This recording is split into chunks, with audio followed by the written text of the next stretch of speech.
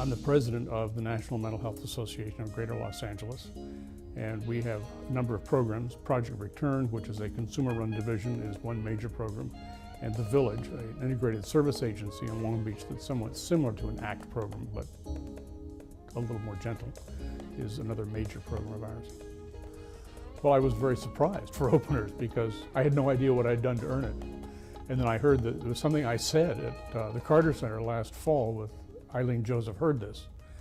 Now, usually when I'm told about something I said, it's because I have a repetitive hoof and mouth disease, but this clearly wasn't that.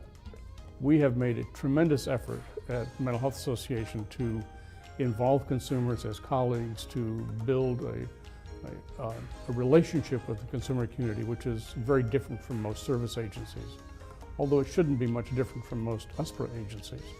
I think the biggest challenge I faced were really, and it relates to this strange necktie I'm wearing with little duckies on it. It's putting down all those old attitudes and getting rid of old attitudes to pick up new attitudes. I think this has been our biggest challenge at MHA, not just for me, but for all of us. Actually, the tie is important, and I wore it today specifically and got a lot of questions in the airplane because we have learned at the Village that, like Ernie, who wanted to play the saxophone and couldn't play the saxophone until he could put down his ducky.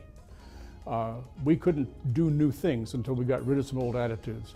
So we had to get rid of the soft bigotry of low expectations. We had to get rid of stigma. We had to begin to understand that people who had major mental illnesses could work and become colleagues and become peers. It was a very interesting change in relationship over time.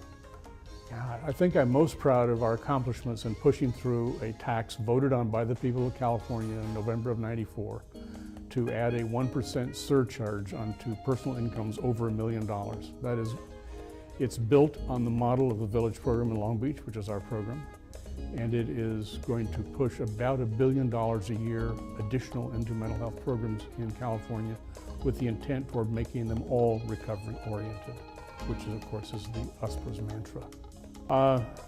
Just that I think it's, obviously I'm very thankful to a number of people for this. My wife, Kay, who's let me have all the fun in this job and be gone a lot and be running around the country. Martha Long, who's on the USPRA board, who has taught me more than she probably realizes. Other colleagues who have been very active in USPRA from our agency, but particularly people who we met in the program, on the street or coming out of major illness, who have become valued colleagues and division leaders in our whole association.